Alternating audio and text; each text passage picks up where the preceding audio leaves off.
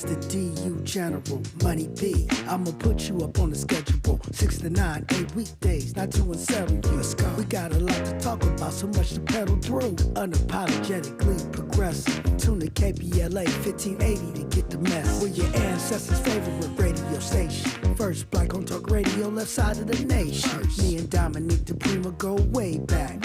Smiley making sure the station stays black. Discussing all the issues in our community. We're hosted black and brown and others find unity. So let's talk about it. Maybe we can improve it. Digital underground, always down with the move. So we tune in. The first things first with the queen of Black Talk Radio, Dominique DiPrima. Go sis. Go sis. First things first.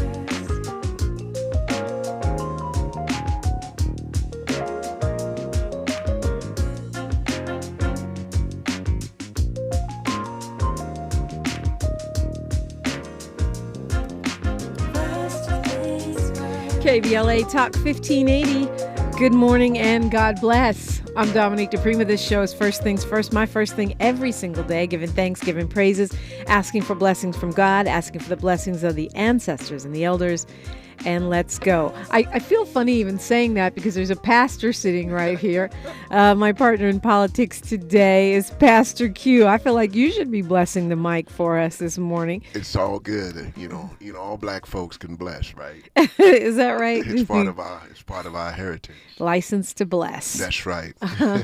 Pastor Q is the pastor at the Row, the Church Without Walls, as it's affectionately called. They meet, worship, and pray where they are Mm-hmm. In downtown LA. The area dubbed Skid Row was founded by Pastor Q, who is a recording artist. I don't know. You never know. You know what they say, Pastor Q. It's like the mafia. Once you're in hip hop, you never get out. The more I try to get out, the more they pull me back in. Right? Really? Yeah. They keep calling you back, just like the streets. Welcome. Well, thanks for having me. It's a pleasure to be sitting in front of hip-hop royalty because we consider you hip-hop royalty. Okay, thank you. I'll take it. I always feel like I'm not worthy, but I appreciate it. So Pastor Q is my partner in politics today, so he'll be chopping it up with me. Hour one, we go local, and I know there's a lot going on. A whole lot. Yeah. A whole lot going on. Second hour, we usually do the national stuff, international beyond. Hour three, we do a deep dive with a person or persons of interest. It's 420 day today, so we are mixing up the format a little bit. We're going to be hearing from the folks from the city of Compton who are doing everything they can to keep cannabis out of the hub city. And then Bonita Bo Money, who's one of the premier cannapreneurs in the country, will be joining us hour three. So we got a lot going on around here, Pastor Q. Right on. I think I told you when I was texting you, I felt kind of like, is it okay to have a pastor on the show as partner in politics on 420 Day when we're celebrating cannabis? Right. Well, I was born in the Caribbean, so marijuana or ganja, like we call it, it don't really do nothing to me, you know what I mean? All my family members are, they all smoke ganja. It was never offensive. Okay, well, that's a lucky thing. I never heard that accent from you before, Pastor Q. Yeah, man. Okay. It don't go nowhere. It's like hip-hop, right? It keeps pulling you back in. Yeah, well, like Dr. Richard King used to ask us, where are you from? Mm-hmm. Where are you going? And what do you wish to do? Yeah. It's like Marcus Garvey would say, right, when they ask him, which would you choose if you had a choice, Jamaica or Africa? He said, why would I choose an island over a continent?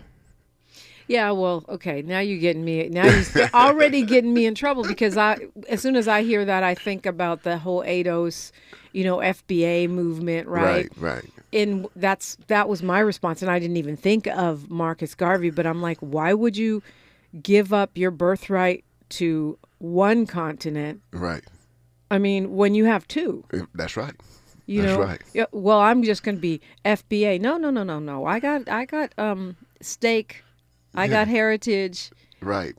on 2 continents. So Well, why wouldn't I want all of my legacy? Well, like Chuck D said to me one time, he said, we're Earthians.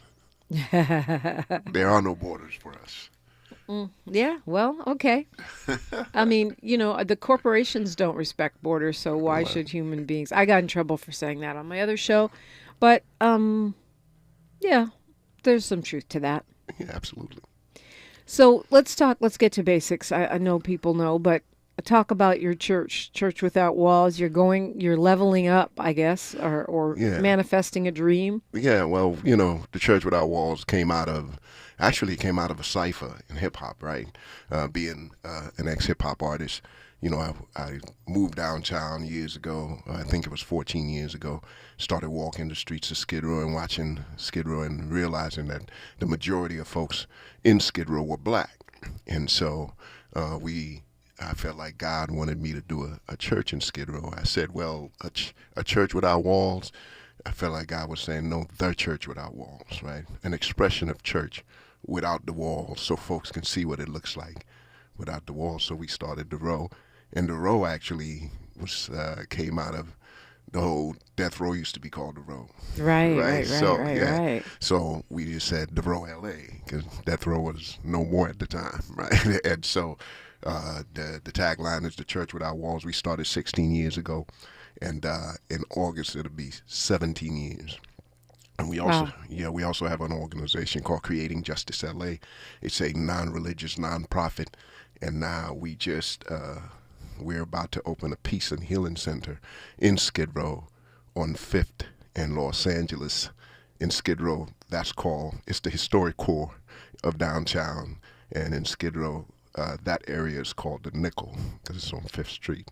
It's the hood in Skid Row, but the entire community of Skid Row is the hood as far as it's the hood inside the hood. You know what I mean? It's like the deep, you know what I mean? So when you come to Skid Row, you're like, oh, I'm in the hood, but you don't know what a hood in the hood is. Right, because you don't know the internal workings Come on of the community. Now. Talk to me. I remember hearing you say on a video that you chose your spot where you typically do your church because it's the darkest spot. Yeah, it was the darkest spot, and it was the spot where entrepreneurship happened. I used to be a neighborhood pharmaceutical dealer, so I get it. You know what I mean? So you had pre-knowledge. Yeah, no judgment, just trying to create, just give people different, I would say, just give people different options. You know what I mean? And so, yeah, but when you become a pastor, when you leave the streets and you become a pastor, oftentimes you go to the other extreme, right? And you become very judgmental. So I had to watch for that. Yeah, that is true. I've seen that. It's like, wait, aren't you the guy that was a pimp 2-3 years ago? That's right. With the pimp cup and all that, the chalice. Yeah, let me stop. So, yeah. Well, I think a lot of people can cram to understand why you would give up, College Boys, pretty popular group. You got hits. Right. You could still be touring and singing, rapping Victim of a Ghetto and whatever other songs you had done between now and then. And yeah. Just call Ron back and say, hey, man, you got to leave that Million Little Things show. Stop filming in Canada and just come back to California. Let's make it happen.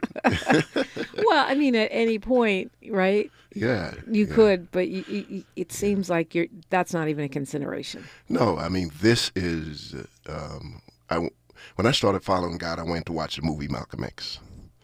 And in that movie, at the end of the movie, it wasn't an audible voice, but it was something strong in my spirit. 2 phrases. I want you to be like him for me. I want you to be like him for me. I want you to be like him for me. He died too soon. And then months later, I went to a church, and the pastor's message was, he died too soon. He was talking about Malcolm X. I was like, that's no coincidence. Interesting. Yeah. In 1994, we had just finished. We were in actually Little Rock, Arkansas, doing a show with some dude named Tupac. Oh, and, that guy. Yeah, that guy. Yeah, you know that guy well. I heard you on his record, yeah. But anyway, we were doing a show. And then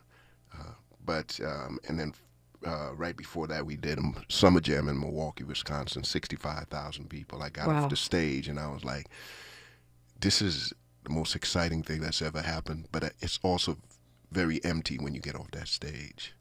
And so I felt like my life was changing at the time. And hip hop was getting hot at the time too, a lot of conflict. And at the time I lived in Compton on Bullis. I don't know if you know where Bullis is in Compton, but it's on the borderline of Linwood and Compton. Yeah. I lived on this side of the street, and there's a guy by the name of Suge Knight who lived on the other side of the street. So any conflict that went down, we would be close. You were neighbors. Yeah, we were definitely The neighbors. things you find out when you start probing into the history of hip hop. Were you supposed to Yeah, be Suge's 15, mom used to 50 come to our years in? parties. Yeah, Real talk. yeah, yeah. Oh, wow. I guess I wasn't invited to those parties. Maybe it's a good thing. You're listening to First Things First. Pastor Q is my partner in politics. Of course, I want to get your thoughts on a lot of things, including Right. the new budget from the new mayor. I know you Yes. got things to say. We'll talk about that when we come forward on KBLA Talk 1580. More of First Things First with Dominique DiPrima when we come forward.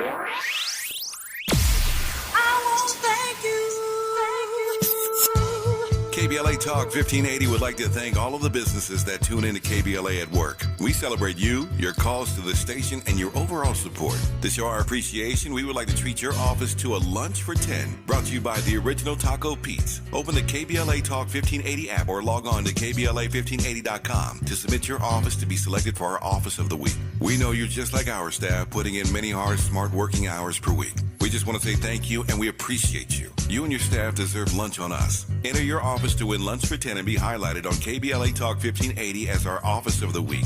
Open the KBLA app or log on to KBLA 1580 to enter your office today to become the KBLA Talk 1580 Office of the Week, sponsored by the Original Taco Pete's, a black-owned restaurant. Become the KBLA Talk 1580 Office of the Week. This has been a KBLA Talk 1580 community call to action. I know it's gonna happen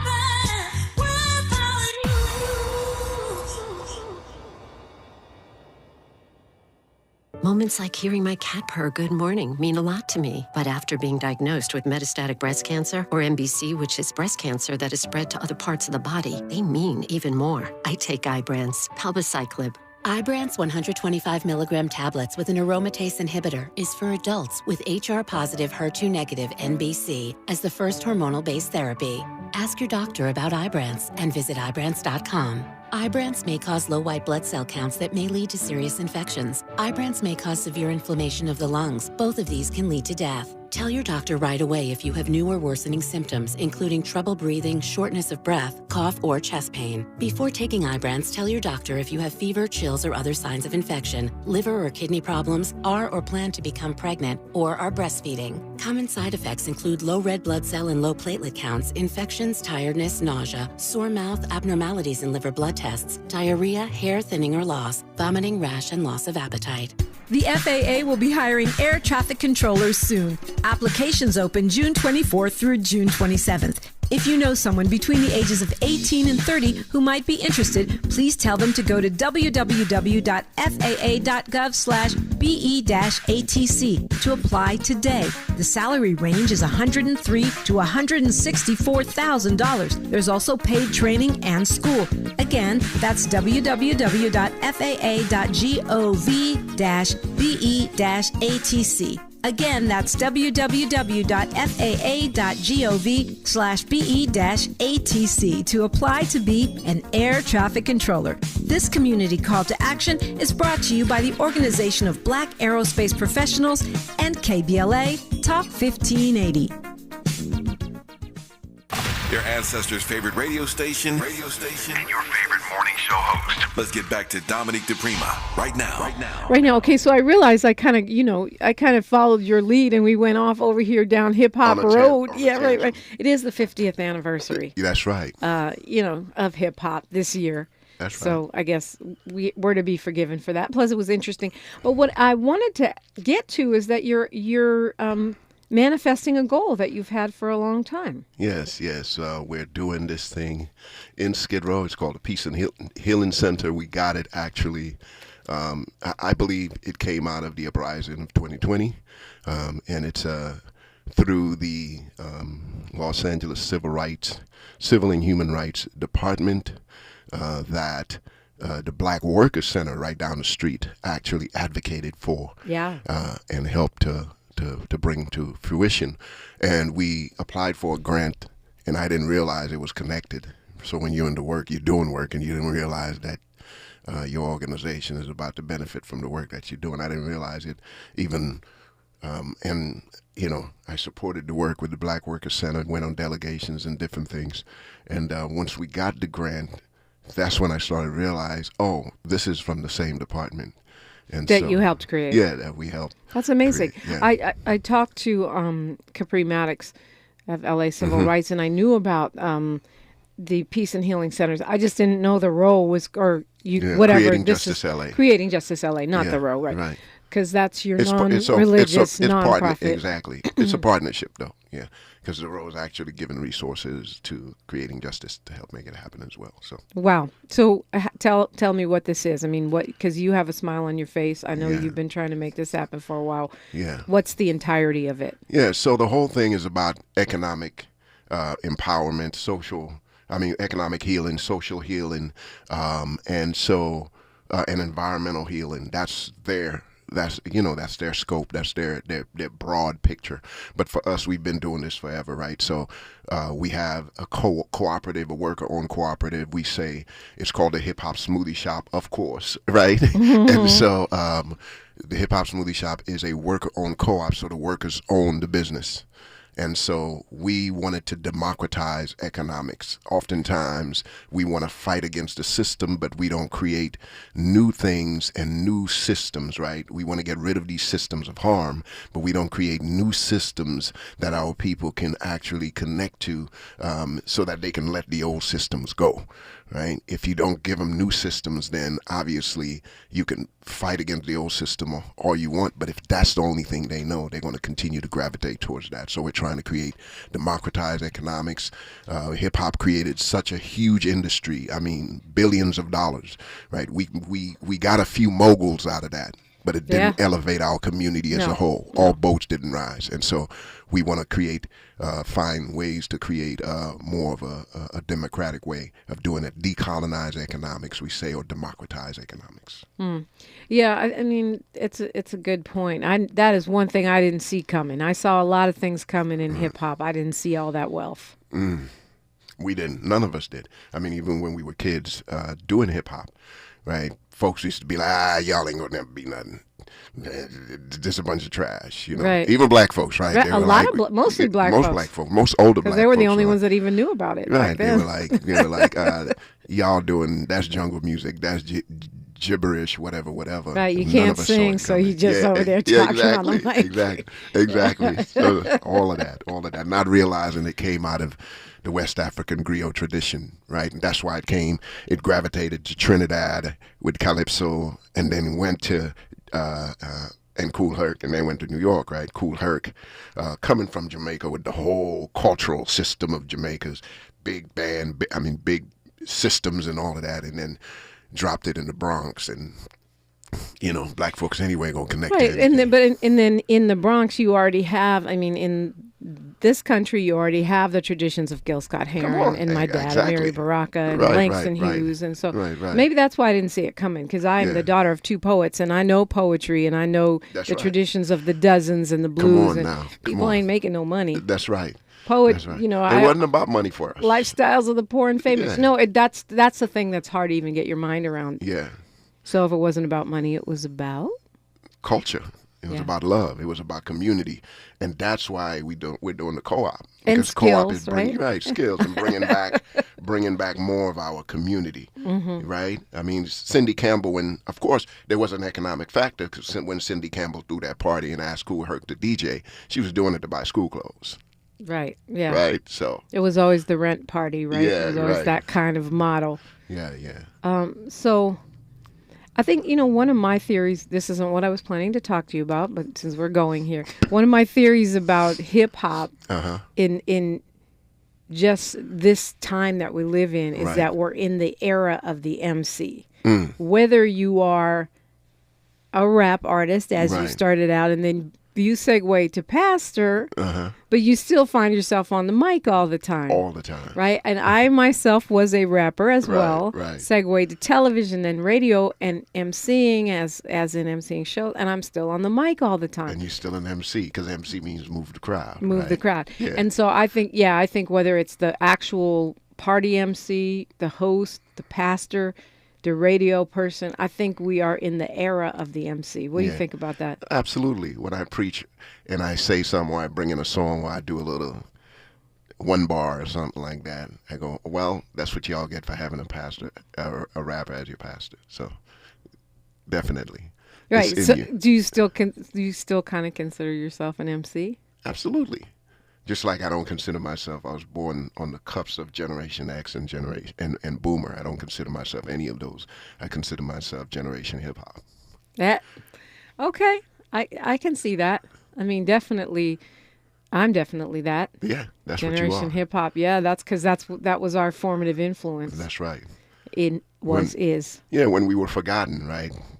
We made ourselves known. Yeah, we created a space for ourselves. Absolutely. For sure. So now you're not just in the pastor space, and you're in the community organizing space. That's right. And I believe that, I could be wrong, but I believe Creating Justice LA is part of the People's Budget Coalition. We're part of the coalition. We've been part of it since it began a couple years ago, right? And so we definitely support a people's budget because, again, democratizing, we've got to democratize things. America is supposed to be a democracy, well, democratic republic, but whatever that sounds like, it's not working. So people's budget, for those not familiar, it's a process where regular individuals can weigh in on what they think our money, the taxpayers of Los Angeles money, should be spent on. And it's going on right now. Interesting thing is that coming up next week, the People's Budget Coalition is meeting with the mayor. Yes, we are. To talk about the results of the people's budget. Mm-hmm, mm-hmm. Yeah, and so I think partly we haven't been engaged on this level as a community for so long, right?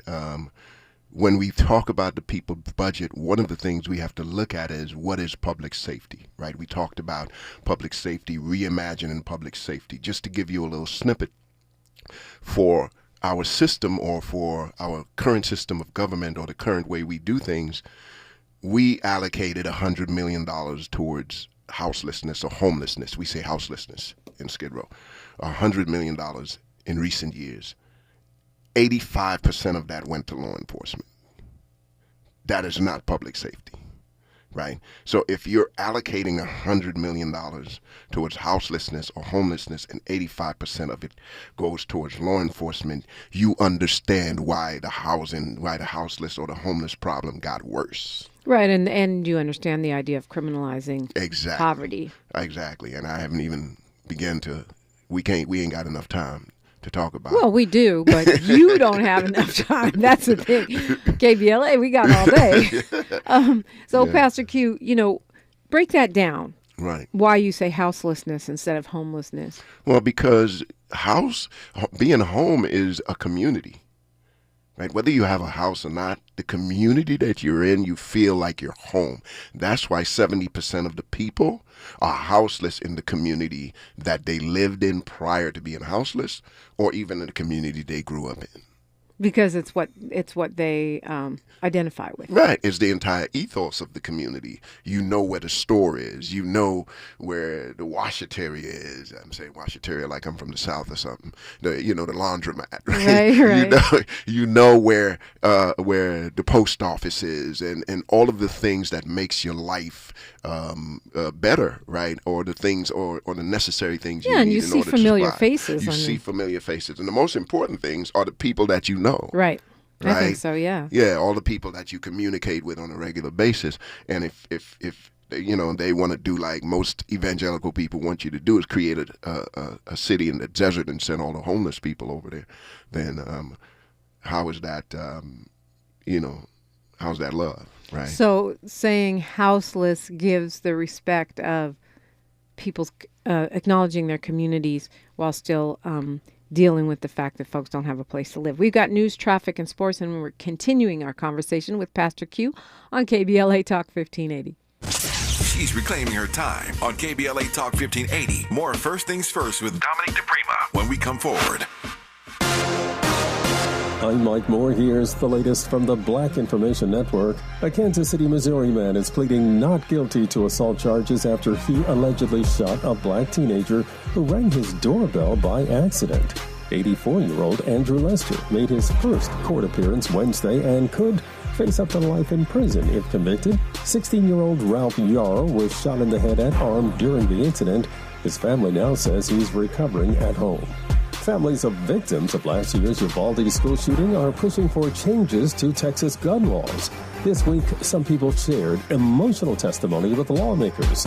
They voiced their support for House Bill 2744, which would raise the age to buy semi-automatic rifles with a caliber over 22 from 18 years to 21.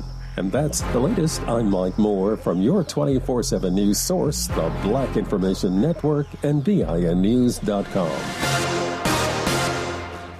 If your company needs to spring into efficient hiring, then check out Indeed. Their powerful hiring platform makes it easy to attract, interview, and hire candidates. Visit Indeed.com/credit and get $75 towards your first sponsored job. Terms and conditions apply.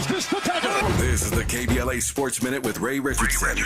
The Lakers missed a great opportunity last night to take advantage of John Morant's absence. Morant's hand injury kept him on the sidelines, but his Memphis teammates responded. Memphis wins by 10 to even the best-of-7 series at 1-1. 6 Memphis players scored in double figures. Xavier Tillman had 22. The series comes to L.A. for the next 2 games. Game 3 is Saturday night. The Clippers are back in action tonight at home for Game 3 of their first-round series with Phoenix. The series is tied at 1-1. Kawhi Leonard has stepped up big time in Paul George's absence. Leonard is averaging 34 points in the first 2 games. Tip-off time tonight is 7:30. Tiger Woods might miss the rest of the 2023 season after having surgery on his right ankle Wednesday. The ankle has bothered Tiger since his car accident near LA in February of 2021. No debates, no speculation, just the info you need. That's your KBLA Sports Minute. I'm Ray Richardson. More news, opinions, and conversation when we come forward on KBLA Talk 1580. Tell me I'm the boy and girl.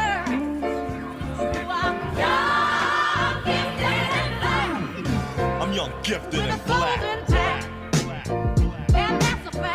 KBLA Talk 1580, we do more than just talk. Hey there, I'm Jared Hill, president of the National Association of Black Journalists of Los Angeles, and I just want to say thank you for the benevolent $10,000 donation and scholarships for the next generation of black journalists. And I'm Haywood Galbraith, photojournalist and founder of the Minority Photojournalism Institute. Thanks, KBLA, for your generous $10,000 scholarship gift to help us train the next generation of black photojournalists. Congratulations to all the students who will benefit from the scholarship dollars raised at our Black History Month luncheon honoring black legends in LA media. When we come forward at KBLA Talk 1580, we're bringing everybody with us. Everybody with us. Everybody with us. Everybody with us. Everybody with us. Life is uncertain. It's okay to feel stressed, anxious, worried, or frustrated. It's normal. With CalHope's free and secure mental health resources, it's easy to get the help you and your loved ones need when you need it the most. Call our warm line at 833-317-4673 or live chat at calhope.org today. Gotta stay fresh, my house shot with a rest bar, shot with a rest bar, shot with a rest bar. Have you visited us online for the grand opening of KBLA.store? For the best in new merch, gift ideas, books, media, and more, log on to KBLA.store. Be sure to check out our KBLA team favorites at KBLA.store today. That's KBLA.store for all the official merch on your favorite talk radio station, KBLA Talk 1580. The bounce is back. Made you look. Our weekly Los Angeles is the largest audited black newspaper in the state of California with a distribution of over 50,000 copies weekly. Pick up a copy every Thursday to get the latest news on African American communities of LA. You can also keep up with what's going on in Los Angeles and surrounding cities by going to www.ourweekly.com. The Our Weekly website is updated daily with the current news about us and for us. For your advertising needs, Our Weekly offers economical advertising packages to fit your budget. Feel free to call Our Weekly Los Angeles at 323-905-1300 or visit the website at www.ourweekly.com. Our Weekly Los Angeles, reporting news that matters to you.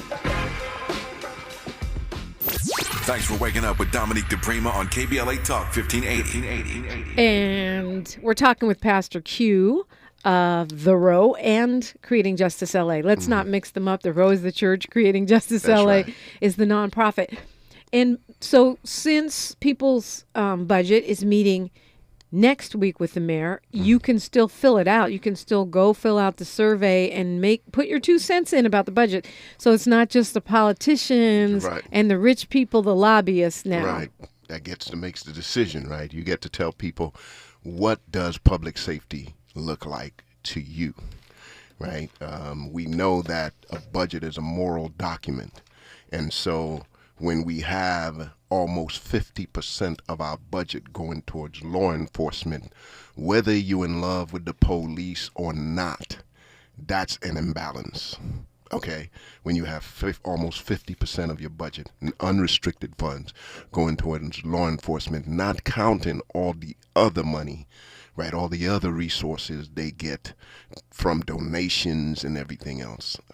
We are following the pattern of our national budget where almost all of our resources goes towards war, right? That's we can terrible. write blank checks to go to Ukraine, or we can write blank checks to go to everything that has to do with war. But when it comes to the war on poverty, we are crickets, and we always got to fight and struggle. So, yeah, definitely.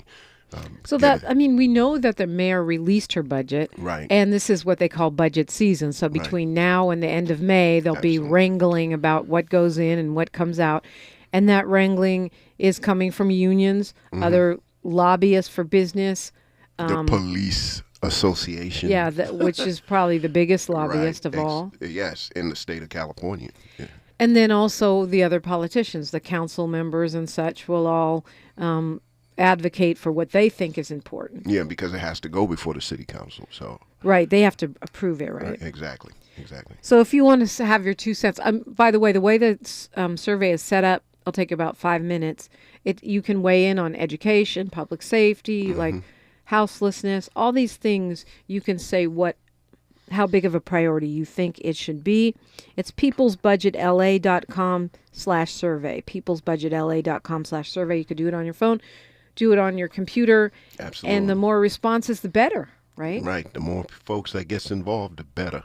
Right. We can't keep complaining about a system and not do what is necessary to dismantle the system and put in place systems of care, systems that focuses on our people. And I mean the people of Los Angeles. When Mayor Bass made the announcement about the budget, there was a lot of conversation about the large investment in houselessness.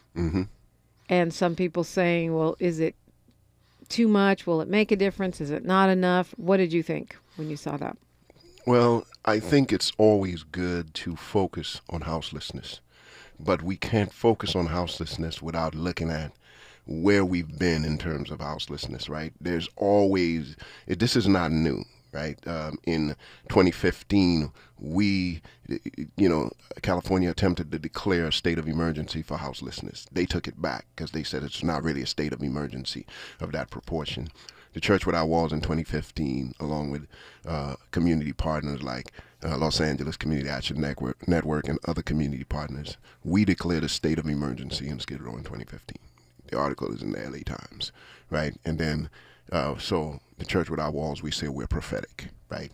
So now the mayor came in, and that was the first thing she did, because I believe that was God's first order of business, is to declare this a state of emergency. And so when you look at the budget, the problem with the first thing I thought was, okay, how much housing are we going to get, right? Are we going to build a housing? Because one of the problems was that the last time we tried to build a housing, they're saying it's going to cost $700,000 per unit, which is insane. Right, which is insane. So we know that the issue is not necessarily just the money, but it's actually the infrastructure that we have in place, right? Our system, our economic systems that continue to perpetuate all of these injustices and inequities. Right, so we've got NIMBYism, where people are saying, not in my backyard. You can build housing, but not in my backyard, right? Because the hood was really an apparatus of segregation where you sent the people, or naturally the people would gravitate towards where the only place that they were allowed to go to. And so now you're saying we don't want to build housing in other parts of the city when we're going to need to build housing in every aspect, everywhere in the city. And so we're going to have to fight NIMBYism. So my thing is, what's the mayor's plan for overcoming those things and getting us the housing that we need? Because we know we're going to need over, I think over 1 million units of affordable housing at median income. The median income of Los Angeles is about 30,000, right? Real affordable housing, right? So it's about $30,000 a year most people are making. And so how are you going to create housing that's going to be that affordable in this city where cost is skyrocketing now? Yeah, and where a huge piece of the puzzle is the housing insecure people that are about to get evicted. 1.2 million people were one paycheck away from being houseless prior to COVID-19.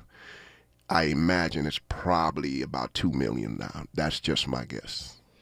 And that sadly, that's a big threat, because one of the reasons why Measure H and Measure HHH have not been more effective, aside from your point that it costs too much to build one single unit and it takes too long with all the hoops, which it seems like the mayor is working on, through executive order or through, understanding what put those policies in place, is working on knocking down some of those obstacles. Right.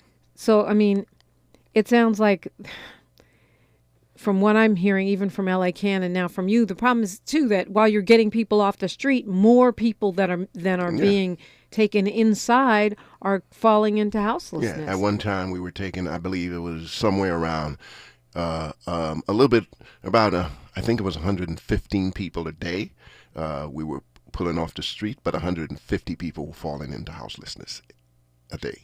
Right. Yeah. So you're taking 115 and you putting another 150 back into it. Again, America really hates to look at its systems, because America thinks we're great, and everything. All these systems that were created even before some of us were even involved in the system in an equitable, not even equitable way. It's not equitable now, but in a significant way, right? Even before we were involved in the system, they don't want to let those systems go. They don't want to reimagine some of those systems. And so we put people we're going to build more shelters. We put people into shelters and pack people into shelters. That's just a way for us not to build housing, right?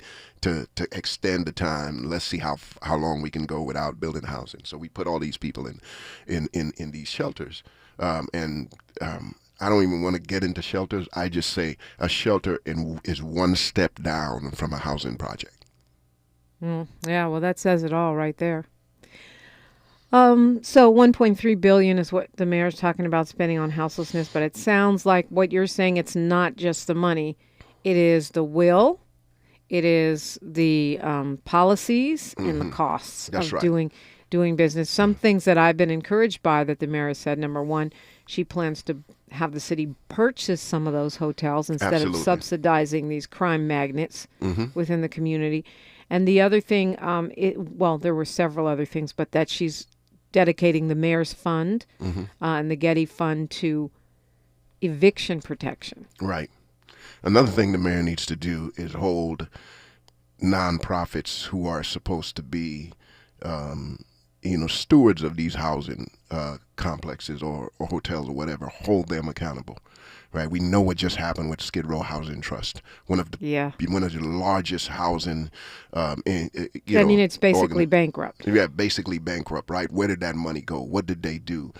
And so these folks need to be held accountable. And the city is actually rescuing that housing trust or buying it out. I've heard that from unhoused people who call here for years, even on my prior show, just like being mistreated by some of these agencies, being given the runaround, And when we come forward, I'd love to have your thoughts on like what that looks like to get to accountability and, humane treatment of folks. Yeah. It's KBLA Talk 1580. We may be LA's newest talk station, but when you're punching above your weight, it's not about whether you can throw a punch. Can you take a punch? We're unapologetically progressive. KBLA Talk 1580. And we don't black down. The California Black Chamber of Commerce is helping to expand broadband access. Maisha Cairo here with your K-Black Minute News, brought to you by Lendistry. Story courtesy of CaliforniaBlackMedia.org. The California Black Chamber of Commerce is joining hands with California state government to help narrow its digital divide by helping push the state's middle mile broadband initiative through the Broadband Technology Small Business Initiative. It connects CBCC's statewide membership of 5,500 plus small African American business firms and non-Black entities to the benefits of broadband technology. 2020 Internet Access records that 15% of Black Californians had zero internet access. And another program known as the Affordable Connectivity Program makes qualifying households eligible for $30 a month toward internet service. Visit fcc.gov/ACP for more.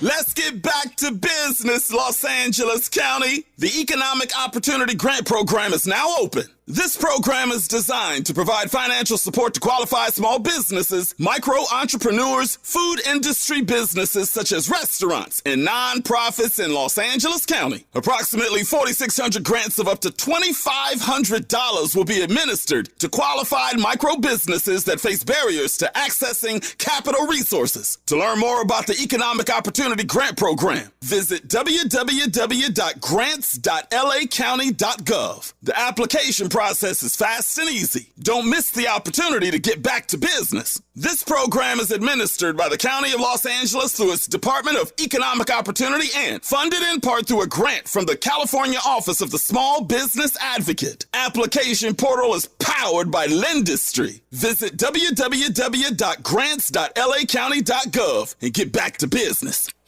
The clock is ticking, and there's just a few days left before God's Trying to Tell You Something comes to town. We interrupt this program to bring you this special report. The 2 p.m. performance of God's Trying to Tell You Something is sold out. That's the bad news. The good news is there's one last performance. Saturday, April 22nd at 7 p.m. at the Wilshire Ebell Theater. Get your tickets now And be in the house. see what everybody's talking about. All remaining seats only $50. But hurry before they sell out again. Tickets on sale now at eventbrite.com and godstryingtotellyousomething.com. It's a night of theater you'll never forget. It's God's Trying to Tell You Something. Be a part of the live studio audience. He's trying to tell you something. Don't miss it. Broadcasting live from Leimert Park, USA. Welcome back to your home for unapologetically progressive radio. KBLA Talk 1580. Talking with Pastor Q, and you are invited into the conversation as usual. 800-920-1580, 800-920-1580. That's the number. Talking about, how you get people into housing, how we change the paradigm. It's a paradigm shift. I see some of the things that my brother Raz Baraka, who's mayor in Newark, is doing that I wish we could do here, such as creating incentives for regular mom and pop folks to buy buildings and disincentives for corporations. I feel like housing is something that shouldn't be able to be gambled with on the stock market. Certain things like the basics, education, housing, food. That's nothing to play with. No, it's not. We have entire communities, right, that are way out in the deserts or whatever. Entire communities that depend on a jail to survive. It's the jail is actually the job that's where something like Pitchess, where it's out in the middle of nowhere, right? Yeah, right. So that should not be. Yeah, I think that's right. It's a for-profit business, right? And when you talk about housing, corporate housing should not be. We know Blackstone and companies like that they had, after the 2008 housing crisis, they owned, I don't know what it is now, but they owned 70% of single family homes because they have the cash on hand. And every time we go through a crisis, community corporations can just swoop in and purchase homes of people who are defaulting or whatever and actually destabilize communities. We've already got few communities, right? So they can come in and destabilize these communities. And now you've got private equity firms, people who don't even live in the country are part of those, and they're basically just housing for profit. And the profit is killing us. Capitalism is killing us. So what's the alternative? The alternative is what you just talked about, right? Where we have mom and pops organizations. You have to decentralize these huge nonprofit that act like corporations, right? You have to democratize them. You have to decentralize them. Too much is too much. Obviously, Skid Row Housing Trust could not handle all of those properties that they had. And had they decentralized those to different organizations, to different people who care about the community, we would have had a better outcome, I believe. The former mayor of Los Angeles, Richard Riordan, has made his transition at the age of 92. He was the last Republican mayor that we had in the city of Los Angeles. And actually, I interviewed him many times. I guess he made his transition last night at the age of 92. A moderate Republican, they say, something which I don't think exists anymore. Yeah. It's interesting because I thought we were going to... That was kind of the city's pivot, right? After the civil unrest of 92, we pivoted to Mayor Riordan, who was a nice man. I talked to him many times. He actually would come down to the beat, which, not all politicians wanted to do back then. We were in the seedy part of Hollywood, back when Hollywood was really seedy and dangerous. Right. But we pivoted. I wasn't here in 92, but the city pivoted to Republican.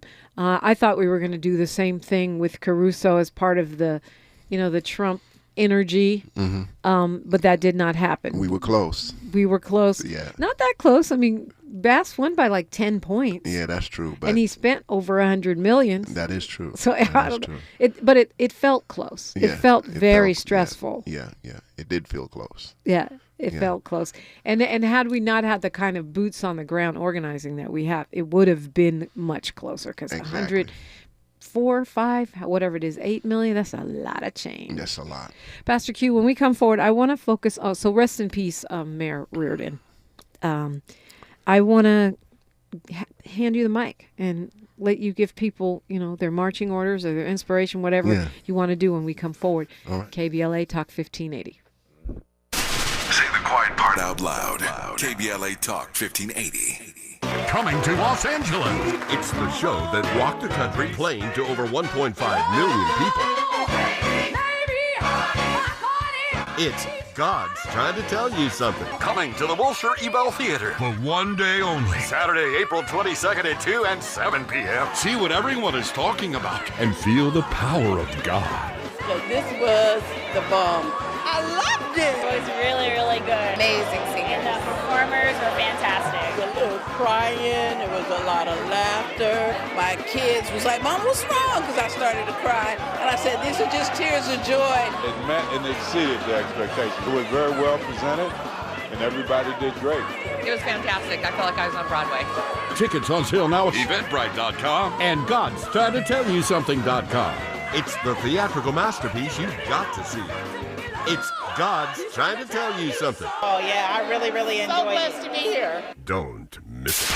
KBLA Talk 1580. We've got a lot to talk about. KBLA Talk 1580, connecting you with services and solutions. South Central Youth Empowered Through Action is the youth component of the impactful CBO, known as the Community Coalition. South Central Youth Empowered Through Action has chapters at almost every South LA high school. Say Yeah, as they are popularly known, is located at 80th and Vermont, but serves young people all over South LA.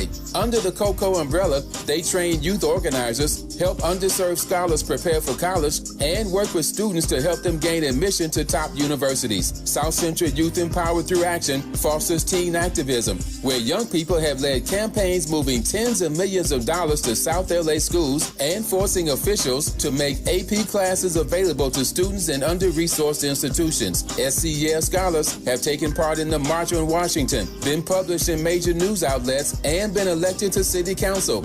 Long before she was mayor, Karen Bass started the program when she founded the Community Coalition. To donate, volunteer, or enroll a student in South Central Youth Empowered Through Action, please visit cocsouthla.org. cocsouthla.org. This is a community call to action from KBLA Talk 1580. Some people won't give you the real talk on drugs, but it's time we know the facts. Fentanyl is killing people.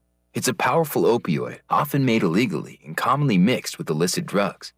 It can even be pressed into counterfeit pills that resemble prescription medications. Just 2 milligrams, about the size of a few grains of sand, can potentially be lethal. This isn't an ad to scare you, but it is an ad to make you think twice. Get the facts. Go to realdealonfentanyl.com. This message is brought to you by the Ad Council. This is KBLA Talk 1580, where hate meets a scholarly match. Pastor Q is here. He is the leader of the Row, known as the Church Without Walls, and Creating Justice LA, his nonprofit organization. And passing you the mic, Pastor.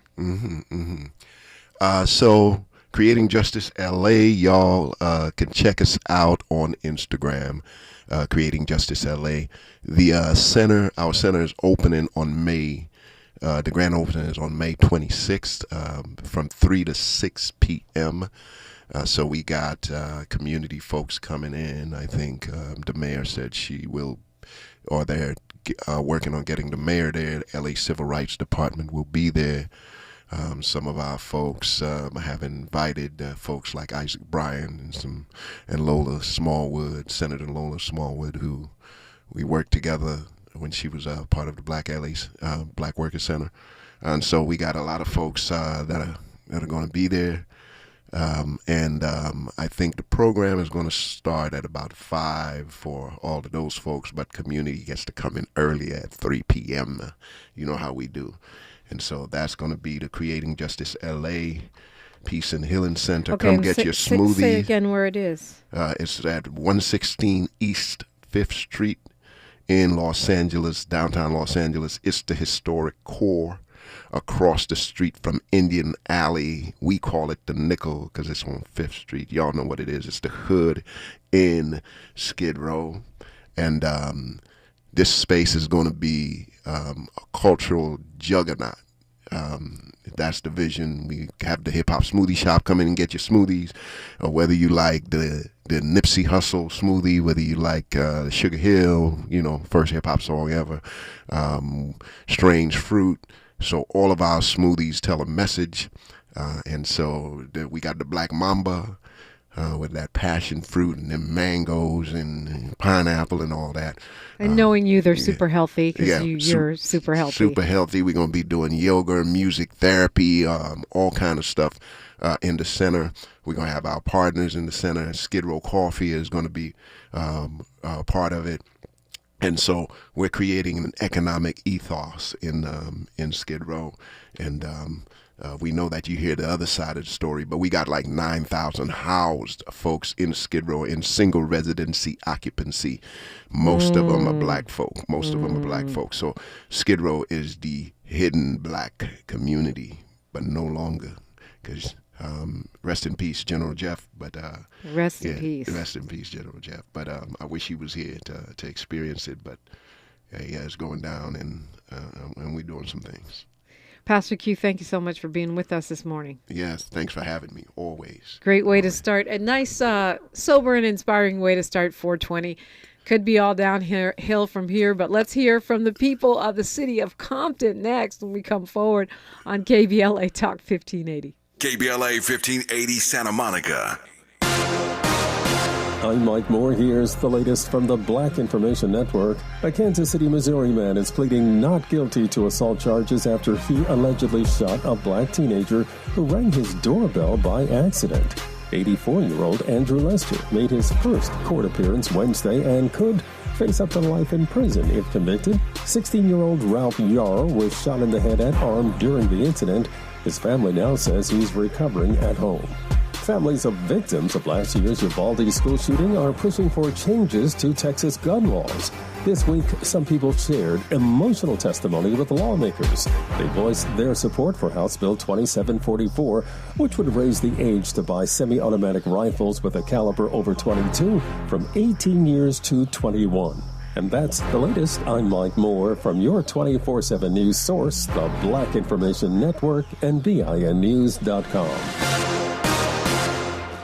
If your company needs to spring into efficient hiring, then check out Indeed. Their powerful hiring platform makes it easy to attract, interview, and hire candidates. Visit Indeed.com/credit and get $75 towards your first sponsored job. Terms and conditions apply. This is the KBLA Sports Minute with Ray Richardson. The Lakers missed a great opportunity last night to take advantage of Ja Morant's absence. Morant's hand injury kept him on the sidelines, but his Memphis teammates responded. Memphis wins by 10 to even the best-of-7 series at 1-1. 6 Memphis players scored in double figures. Xavier Tillman had 22. The series comes to L.A. for the next 2 games. Game 3 is Saturday night. The Clippers are back in action tonight at home for Game 3 of their first-round series with Phoenix. The series is tied at 1-1. Kawhi Leonard has stepped up big time in Paul George's absence. Leonard is averaging 34 points in the first 2 games. Tip-off time tonight is 7:30. Tiger Woods might miss the rest of the 2023 season after having surgery on his right ankle Wednesday. The ankle has bothered Tiger since his car accident near LA in February of 2021. No debates, no speculation, just the info you need. That's your KBLA Sports Minute. I'm Ray Richardson. More news, opinions, and conversation when we come forward on KBLA Talk 1580. You ready? Excuse me. Now that I have your attention, may I ask you this question? Why do you believe police brutality continues to exist in this country?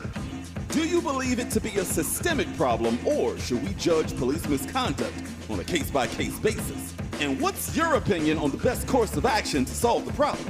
Well, you have come to the right place. You're listening to LA's all-new progressive talk radio station.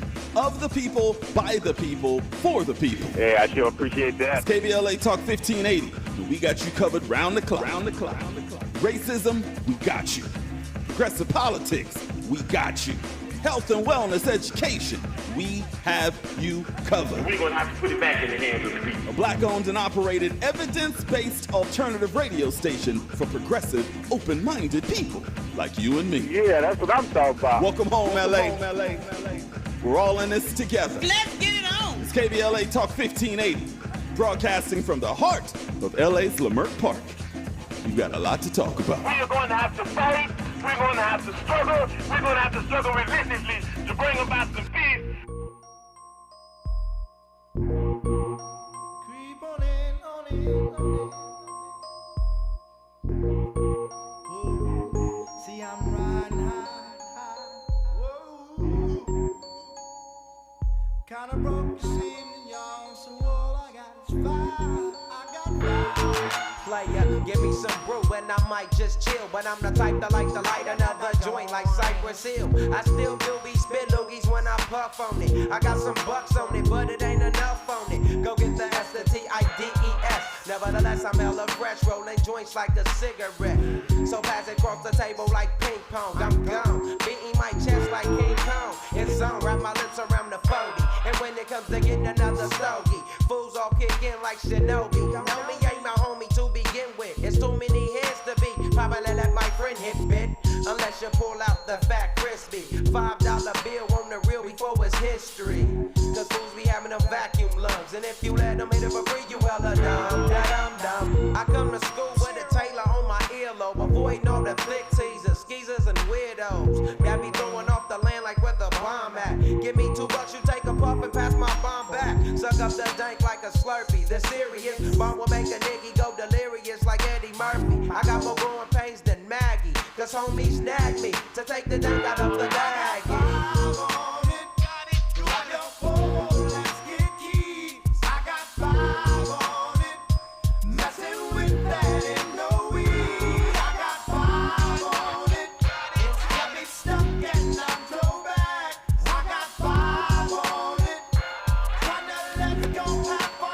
KBLA Talk 1580. Ha.